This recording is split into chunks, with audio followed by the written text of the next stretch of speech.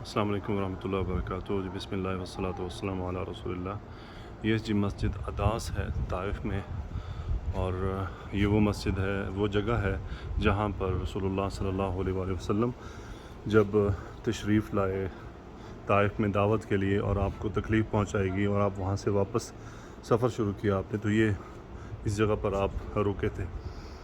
تو یہاں پر آپ کو پتہ ہے کہ ایک انگوروں کا باغ تھا، اور اس میں ربیہ نام کا مالک تھا۔ اس نے اپنے غلام عداس کو، جو عیسائی تھا، اس کو بھیجا کہ جا کر یہ انگور پیش کریں۔ تو جب عداس جو تھے وہ آئے، انہوں نے انگور پیش کیے، تو آپ صلی اللہ علیہ وسلم نے انہیں دعوت دی اور وہ مسلمان ہو گئے تھے، اور عداس کے نام پر یہ مسجد ہے، مسجد عداس۔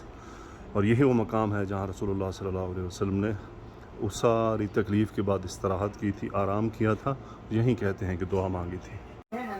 یہ اس کے باہر بورڈ ہے، مسجد عداس سمی المسجد بہذا الاسم نسبۃ الی عداس النصرانی، یعنی جو عداس نصرانی تھے ان کے نام پر یہ ہے، اور وہ غلام تھے عتبہ بن ربیعہ کے۔ اور وقد قطف عداس العنب، یعنی عداس نے کچھ انگور جو ہیں ان کو توڑا اور نبی کریم صلی اللہ علیہ وسلم کی خدمت میں پیش کیا، تو آپ صلی اللہ علیہ وسلم نے پھر انہیں اسلام کی دعوت دی۔ فاستجاب واعتنق الاسلام، یعنی انہوں نے اس دعوت کو قبول کیا اور اسلام قبول کر لیا، اور نبی کریم صلی اللہ علیہ وسلم کے ساتھ یہاں پر انہوں نے پھر نماز پڑھی، یعنی ثم صلی مع النبی صلی اللہ علیہ وسلم فی هذا المکان۔ یہ جناب یہاں پر جو تفصیلات لکھی ہیں، یہ یہاں پر ابھی بھی ایک بھائی صاحب ہیں جو انگور اور کچھ فروٹ لے کر بیٹھے ہیں۔ هذا ما يشيل، هذا هنا تبع هذا ما يشيل، وهذا ركيبا هذا كيس یہ جی گلی ہے۔ السلام علیکم۔